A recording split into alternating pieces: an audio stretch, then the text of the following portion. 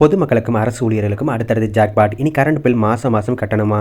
ஆளுங்கட்சியான திமுக மக்களின் மனங்களை கவர அடுத்தடுத்து அதிரடியான அறிவிப்புகளை வெளியிட்டு வருகிறது. அதில் குறிப்பாக மகளிர் உரிமை தொகை உயர்வு, அரசு ஊழியர்களுக்கான புதிய ஓய்வூதிய திட்டத்தை அடுத்து தற்போது மாதாந்திர மின் கட்டண முறையில் தமிழக அரசு கட்டணம் செலுத்தி வருகிறது. மாதாந்திர மின் கட்டணம் குறித்து விரைவில் அறிவிப்பு வெளியாக உள்ளது. அதன் விவரங்களை பார்க்கலாம்.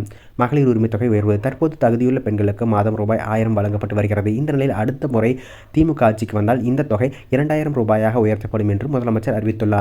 அரசு ஊழியர்களுக்கான புதிய ஓய்வூதிய திட்டம் பல ஆண்டுகளாக நீடித்து வந்த பென்ஷன் கோரிக்கைகளுக்கு தீர்வாக தமிழ்நாடு அரசு உறுதியளிக்கப்பட்ட ஓய்வூதிய திட்டத்தை அறிமுகப்படுத்தியுள்ளது.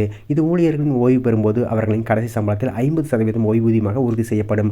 ஊழியர்கள் தங்கள் சம்பளத்தில் 10% பங்களிக்க வேண்டும். மீதமுள்ள தொகையை அரசு ஏற்கும். இதற்காக அரசுக்கு உடனடியாக 13,000 கோடி கூடுதல் செலவாகும் எனவும் கணக்கிடப்பட்டுள்ளது.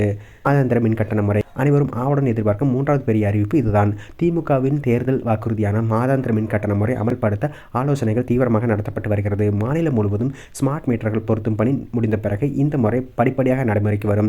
2 மாதங்களுக்கு ஒரு முறை மின்சாரம் கணக்கிடப்படுவதால் ஏற்படும் கூடுதல் கட்டண சுமை குறைந்து நடுத்தர மக்களுக்கு பெரிய அளவில் பணம் மிச்சமாகும். மின்சார வாரியத்தில் தமிழக அரசின் முக்கிய மாற்றங்கள். வீடு அல்லது கடைகளுக்கு புதிய மின் இணைப்பு கோரினால் அதிகபட்சம் 3 நாட்களுக்கு இணைப்பு வழங்கப்படும். எனர்ஜி மீட்டர் தட்டுப்பாட்டை தவிர்க்க மக்களை அங்கீகரிக்கப்பட்ட கடைகளில் மீட்டரை வாங்கி வழங்கலாம். கேபிள்களுக்காக மக்களிடம் கூடுதலாக வசூலிக்கப்பட்ட மேம்பாட்டு கட்டணத்தை மீண்டும் பொதுமக்களை திரும்பித் தர உத்தரவிடப்பட்டுள்ளது. தமிழ்நாடு சட்டசபை தேர்தல் விதிகள். தேர்தல் நடத்தை விதிகள் அமலுக்கு வருவதற்கு முன்பாகவே இந்த மாதாந்திர மின் கட்டண அறிவிப்பை வெளியிட அரசு திட்டமிட்டுள்ளது. இதன் மூலம் சாமானிய மக்களுக்கும் அரசு ஊழியர்களுக்கும் அடுத்தடுத்து பல ஜாக்பாட் அறிவிப்புகள் கிடைத்து வருகின்றன.